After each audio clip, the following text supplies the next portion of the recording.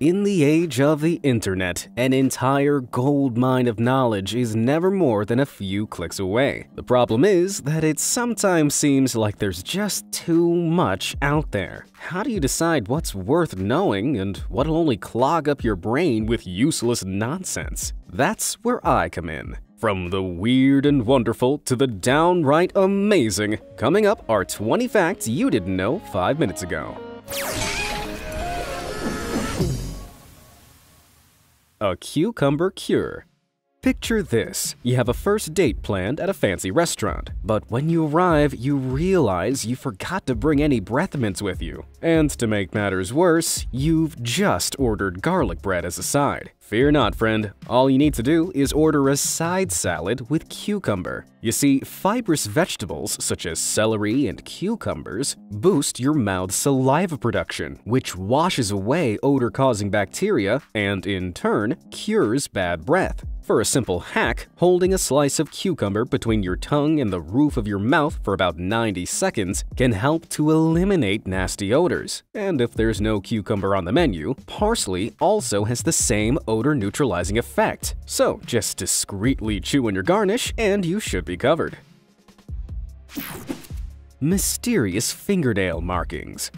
Have you ever glanced down at your fingernails and noticed some bizarre white markings that weren't there before? This kind of discoloration is actually a common condition known as leukonychia. Most of the time, it doesn't signify anything serious, and there are a number of potential causes. The primary reason is as a result of injury to the nail bed, which can occur if you accidentally strike or pinch your nail. Because of the time it takes your fingernails to grow, you might not even recall the injury by the time any white spots show up. Leukonychia can also appear as an allergic reaction to cosmetic products like polish, gloss, hardener, or nail polish remover. Sometimes it can also mean your nails are deficient in certain minerals or vitamins, most commonly zinc or calcium. But unless your entire nail turns white and you experience any pain, these markings will usually go away on their own, so there's no reason to worry. Now that I've got you looking at your fingers, why don't you make them useful by heading on over to those like and subscribe buttons and showing them some love? See that little bell icon? You should totally tickle that too to make sure you're the first to know when I upload more amazing content. Now let's get back to boosting your brains.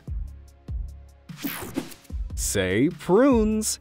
Before you have your photograph taken, you should expect to hear the oh-so-familiar phrase, say cheese. But back in the day, prunes were on the menu instead. In the 1800s, most people weren't comfortable smiling due to a general lack of good dental hygiene, which meant they didn't have very attractive teeth. Having your photograph taken was also considered a luxury and was treated with a good deal of seriousness, meaning a big, cheesy grin was seen as childish. So, photographers in British studios in the 1840s told people to say prunes to keep their mouths taut instead. And that predates today's fish-faced pout by about 180 years. By the mid-20th century, photography had become much faster, cheaper, and more casual. Plus, people had better teeth. So when Kodak started making cameras in the US, which ordinary people could afford to buy, they marketed them with photographs of smiling faces. Former ambassador Joseph E. Davies was the one to come up with the idea to say cheese as the perfect formula for an instant smile. And the rest is history.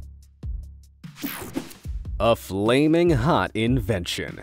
In 2019, Flaming Hot Cheetos were declared America's favorite snack brand for the third consecutive year. But what if I told you that the super addictive snack nearly didn't exist at all? In 1976, 18-year-old Richard Montañez was hired as a janitor at a Frito-Lay plant in Rancho Cucamonga, California. The position paid $4 an hour with benefits, and Montañez's wife filled out the application for him because he struggled to read and write. While on the job, Montañez noted that a broken machine on the Cheetos assembly line had spat out a batch of plain Cheetos without the cheese powder dust. Montañez took the Cheetos home and dusted them with chili powder. He credits the idea to a favorite snack, grilled corn dressed with lime and chili powder sold by a local street vendor. Montañez first pitched the idea to former PepsiCo CEO Roger Enrico over the phone and was given 2 weeks to prepare a presentation to the executive suite. Of course, it was an instant hit. Montañez went on to become an executive vice president at PepsiCo North America and is now a best-selling author and motivational speaker. What an inspiration! Chalk the difference. If there's one thing Americans and Europeans will always bicker over, it's chocolate. If you've sampled both sides, there's no denying that chalky tastes totally different across the pond. But why? The simple answer is different regulations. Firstly, European chocolate is technically creamier because it requires a minimum of at least 14% dry milk solids, while the minimum amount in the US is 12%. Euro chocolate is also slightly richer because it's required to contain at least 3.5% milk fat compared to the 3.39% needed in the US. What's more, European chocolate is, well, just more chocolatey. That's because it also has a higher requirement for cocoa content, which gives bars their deep flavor. But that's not the only reason why Europeans love to hate American chocolate. You see, Hershey's also uses a special ingredient that sets it apart from the rest: butyric acid. This ingredient makes the chocolate last longer on shelves, but also gives it that tangy flavor that many foreigners find off-putting. Does that settle the age-old Hershey's versus Cadbury debate for you? Let's start a healthy discussion about this unhealthy treat in the comments below. Which brand of chocolate do you personally prefer? And if you can think of any other foods that taste different in your country, go ahead and let me know. I'm genuinely interested. Let's get back to the facts. Dunce caps for smart people.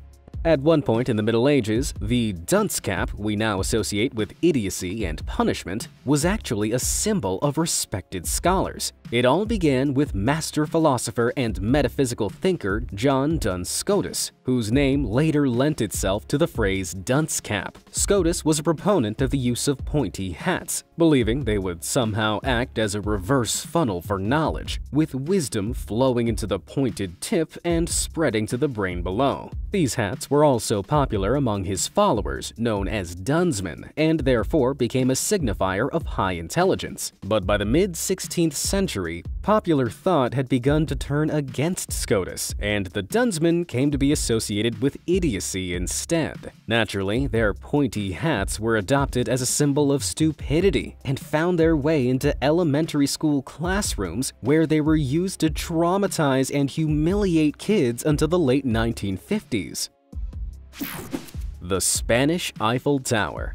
The Eiffel Tower is one of the first things that come to mind when someone asks you to think of France. But this world-famous landmark almost ended up in Spain. Designer Gustave Eiffel first pitched the plans for the monument to Barcelona, but the city rejected his ideas, thinking it would look like an eyesore. He was forced to re-pitch the project elsewhere, and the tower found its home in Paris, where it served as the main archway for the 1889 International Exposition. Surprisingly, the Parisians didn't like it much either. One critic even referred to the enormous iron structure as a metal asparagus. The tower wasn't supposed to stay up for long, and was even offered up for sale as scrap.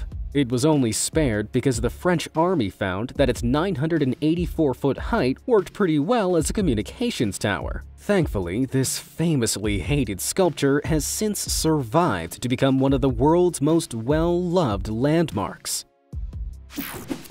Who needs kneecaps? Did you know that a baby's body has about 300 bones at birth compared to the 206 bones that adults have? Over time, the process of smaller pieces fusing together reduces the number of bones in the body. One seemingly crucial thing babies aren't born with is kneecaps. Instead, babies are born with a piece of cartilage that will eventually become a bony kneecap or patella. Cartilage, which can be found in the nose, ears, and joints, is flexible and gives structure where it's needed in the body. Most children's kneecaps began to ossify, that is, turn from cartilage into bone, between the ages of 2 and 6. Often, several pieces of cartilage will begin to harden into bone at the same time until the kneecap is one complete bone by the age of about 10 or 12. Being born with kneecaps could actually make the birthing process more difficult or could even result in birth injuries because bone is rigid and less flexible than cartilage. Isn't the human body smart? Space booze.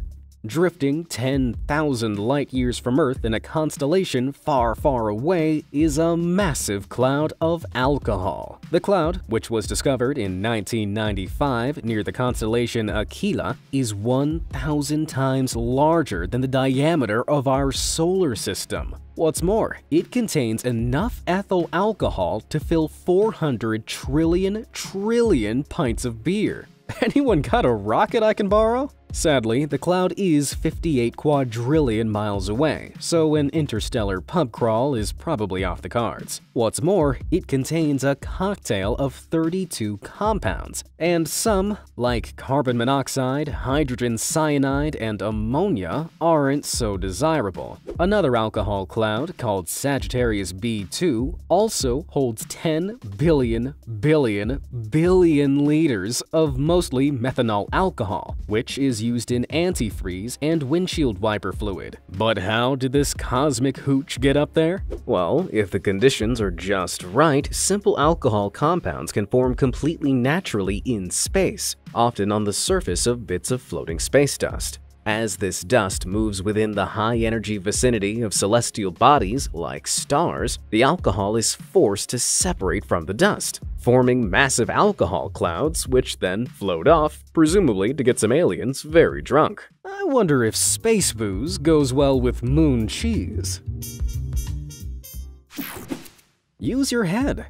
How many times have you parked your car in a parking lot and walked away only to realize you forgot to lock it? Instead of retracing your steps towards the car until it's in range, there's one simple way to reach your car from further away. Hold the metal key part of your key fob against your chin, then press the lock button. You might look slightly weird while doing it, but you'll be grateful when it saves you a few extra steps. The trick works by turning your head into an antenna, according to Silicon Valley radio engineer Tim Pozar. With all the fluids in your head and the electrical currents flowing in your body, your noggin ends up being a pretty decent conductor. It won't work across great distances, but using your head can actually extend the key's wireless range by a few car lengths. Battery hack. Most modern smartphones are supposed to have a great battery life, but it seems to me like they're always dying when you need them the most. Thankfully, there's one super simple way you can make the most out of your remaining juice. If, like most people, you carry your smartphone around in your pocket, then part of the problem might be that your pocket is too warm. You see, cell phone batteries do actually last a bit longer if they're kept cool. The average 98.6 degrees Fahrenheit body heat of a human being when transmitted through a cloth pocket to a cell phone inside is enough to speed up chemical processes inside the phone's battery. As a result, it runs down at a faster rate. The simplest way to keep your phone cooler is to carry it inside your bag or on a belt clip instead. And if you ever find yourself away from home without a charger, you can switch off your phone and pop it in the refrigerator to slow the battery losing charge. I don't recommend using the freezer though. Surprising salmon. Salmon is one of the most popular seafoods in the world, but if you've ever prepared the fish yourself, then you'll have probably run into the issue of that white funky stuff that seems to appear when you cook it. Most people assume it's just fat, but the white gunk you see oozing from your dinner is actually a simple protein called albumin. Whether boiled, baked, fried, or barbecued, the substance will still appear. Albumin lives in fish in liquid form and appears when the muscle fibers are heated and they contract, pushing out the white-colored protein. Although it's totally safe to eat, some people find it unsightly. To try and remove albumin, you can either blot the cooked fish with a paper towel or brine it before cooking. To brine your fish, just give it a quick soak in a blend of sea salt and water, which should help to relax and dissolve the muscle fibers and minimize the appearance of albumin. Giggling rodents. Rats aren't the most conventionally cute animals, but their reputation as disgusting vermin seems a little harsh, especially when you learn that they're ticklish. A study conducted in 2016 was able to pinpoint the tickle center of the mammalian brain, showing for the first time that stimulating neurons in that particular region can elicit a series of ultrasonic squeaks that are too high to be heard by human ears. Shinpei Ishiyama, a neuroscientist at the Humboldt University of Berlin, noted that the rats not only return over and over again to the place where they were tickled, but that tickling their bellies also triggers the neurotransmitter dopamine in the key reward-related brain circuits in the rodents. If that wasn't enough to prove that they love being tickled, rats also show a classic display of positive emotion found in many species, such as dogs, foxes, and even human children, called joy jumps. True to their name, this involves leaping into the air with both legs together. Talk about a cuteness overload! Disappearing socks. During a clothes wash, socks seem to creep into the yawning abysses of the laundry drum, never to be seen again. But where do they really go? There are actually a couple of explanations for their mysterious disappearance. If you have a top-loader machine, a sock could sneak into the crevice between the inner and outer drums, then get snagged in the water drain or pump as a result of overloading the appliance. It's also possible for a sock to get stuck underneath the spinning agitator. For front-loading washers, though, a rogue sock might get lodged just underneath the rubber water seal known as the gasket. And if you pull this part back, you could find a goldmine of lost socks. Even if socks do make it to the dry cycle, they can be easily victimized by static electricity and get stuck to the inside of pant legs or other materials during the folding process. In short, no, there isn't a sock-eating monster in your washing machine. Waterfall wonders. Niagara Falls is pretty big, but it's far from the biggest waterfall known to man. Some claim Angel Falls in Venezuela is the world's tallest, with a staggering height of 3,212 feet and a plunge of 2,648 feet. But that doesn't even come close to the truth. The Denmark Strait is more than 3 times the height of Angel Falls, and it can be found in the ocean. That's right. This mammoth waterfall, located near the southern tip of Greenland, begins 2,000 feet under the ocean surface and plunges to a depth of 10,000 feet, a nearly 2-mile drop. What's more, the Denmark Strait carries an estimated 123 million cubic feet of water per second. That's equivalent to almost 2,000 Niagara Falls at peak flow. But how can a waterfall happen underwater? Simply put, cold water is denser than warm water. In the Denmark Strait, southward flowing frigid water from the Nordic seas meets warmer water from the Irminger Sea.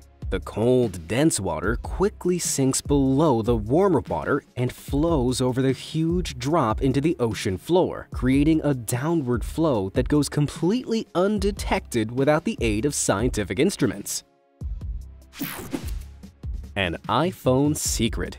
Apple's newest set of iPhones come with a whole array of new features, not to mention a hefty price tag. But there's one thing that sets the iPhone 12 Pro and Pro Max models apart from their predecessors. In addition to the 3 super-powered cameras, look a little closer at the back of the phone and you'll notice an inconspicuous black dot in the bottom right corner. It's completely flat to the touch and pretty easy to miss on first glance. But what is it? It's officially known as a LiDAR scanner, which stands for Light Detection and Ranging. This is a radar-related method for optical distance and speed measurement, which uses tiny laser beams that can't be perceived by the human eye. A LiDAR scanner determines the distance between itself and an object by monitoring how long it takes a laser to bounce back. By sending hundreds of thousands of light pulses every second, LiDAR scanners can accurately work out distance and object sizes over small distances. The data can then be used to construct 3D models of any environment. So whether you're an architect drawing up building plans, an archaeologist creating real-time 3D maps, or a gamer who loves augmented reality,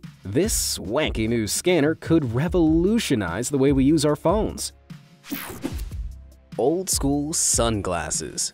Sunglasses, as we know them today, were first invented sometime in 12th century China. The primitive frames were a crude slab of roughly shaped smoked quartz made to block out the sun. The darkened lenses were only available to the very rich. They weren't vision corrected and didn't offer protection against harmful UV rays. But they did help to hide emotions from others while talking. This was particularly handy for Chinese judges at the time, who routinely wore smoke-colored quartz lenses which allowed them to conceal their true feelings and seem emotionally detached while questioning the accused. But centuries before Chinese judges found a use for sunglasses, rudimentary snow goggles had been used by Inuit and Yupik communities. These snow goggles would be made from driftwood, ivory, or bone with a slit cut into them and protected the eyes from sunlight reflecting off bright white snow. I guess they had permanent cinemascope vision too. No fancy riding.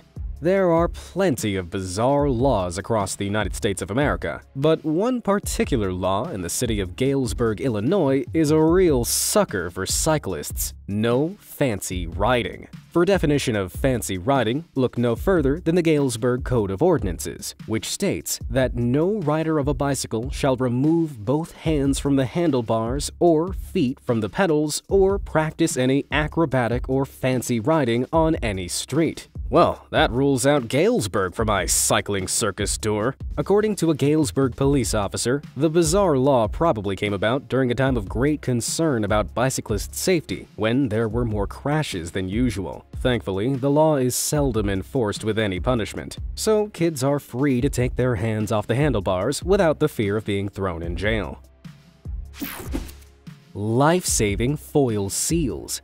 Ever wondered why pill bottles have protective foil seals beneath the lid? You might assume it's there to keep the pills airtight, but the real reason is far more morbid. On September 29, 1982, Mary Kellerman took a Tylenol for a cold. A few hours later, she was dead. That same day, Adam Janis died in exactly the same circumstances. When his brother and sister-in-law visited and developed headaches, they took Tylenol from the same bottle, and both perished within the next 2 days. In the days that followed, 3 more people suffered the same mysterious fate. By early October, investigators discovered that the pills the victims took were laced with cyanide. Over 31 million bottles of Tylenol were recalled, and a couple more deadly bottles were found on shelves in the Chicago area. Someone had taken the bottles off the shelves, put cyanide into the pill capsules, and then placed them back. The criminal was never caught, but the following year, U.S. Congress published the Tylenol bill, making it a federal offense to tamper with consumer products. And in 1989, the FDA established federal guidelines for manufacturers to make all such products tamper-proof, which included protective foil seals. Ancient apples.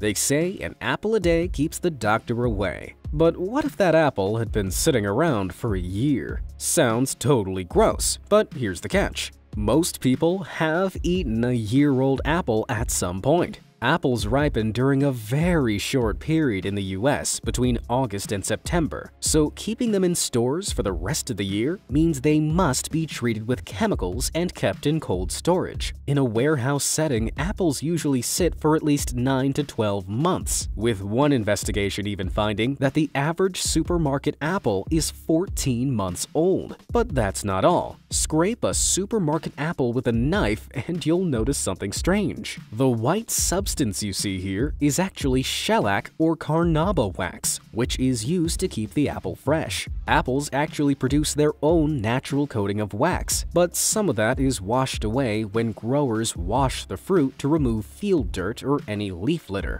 Applying an artificial coating of wax not only makes the apple look shiny and new, but helps to seal in the moisture, extending its life. But the coating can also act as an oxygen barrier, meaning the apple may look deceptively fresh, but is actually soggy and tasteless inside. What's more, consuming the wax in large doses could be harmful to the colon and small intestine, so perhaps it's best to stick to just one apple a day from now on.